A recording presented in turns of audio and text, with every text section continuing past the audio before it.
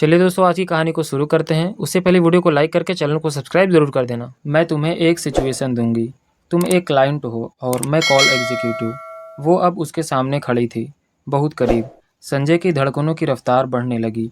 Hello sir, मैं रिया बोल रही हूँ, स्टार टेक कंपनी से। आज मैं आपके कुछ सवालों का जवाब दूंगी, उसने धीमे मगर सधे हुए स्वर में कहा।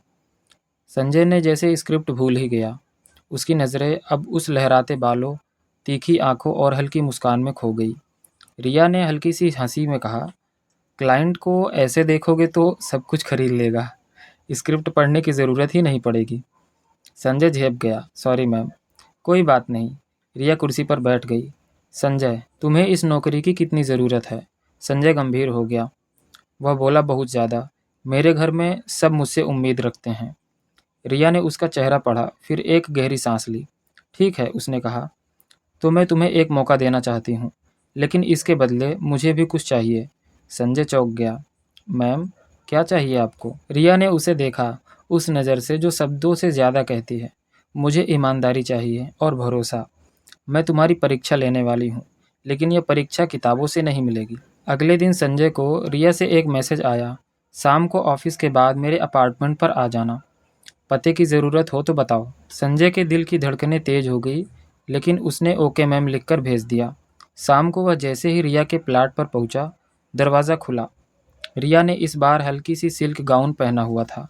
उसका अंदाज उस दिन बिल्कुल अलग था।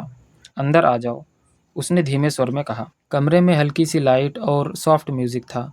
रिया ने उसे बैठने को कहा और बोली, आज कोई ट्रेनिंग नहीं। मैं चाहती हूँ कि आज तुम सिर्फ अपने आप को जानो, और मुझे भी। संजय चुप रहा, लेकिन उसकी आंखों में अभी डर नहीं था, सिर्फ जिज्ञासा और अनकहा आकर्षण था। रिया उसके पास आई, धीमे से उसका हाथ पकड़ा। संजय, तुम कभी किसी के इतने करीब आए हो? संजय ने सिर हिलाया। नहीं मैम। तो आज आ जाओ, किसी डर के बिना, हमारा रहस्य रहेगा। उसने धीरे से उसका चेहरा अपनी हथेली में लिया और उसके होठों पर अपने होठ रख दिए।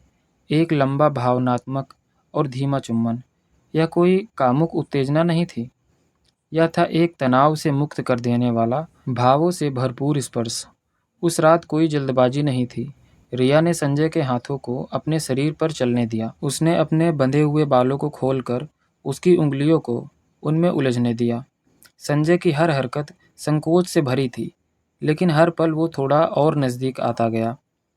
उन दोनों के बीच उस रात जो हुआ, वह किसी शारीरिक भूख का जवाब नहीं था, वह आत्मीय का विस्फोट था, जो एक दबे हुए तनाव के बाद आहिस्ता आहिस्ता बाहर आया।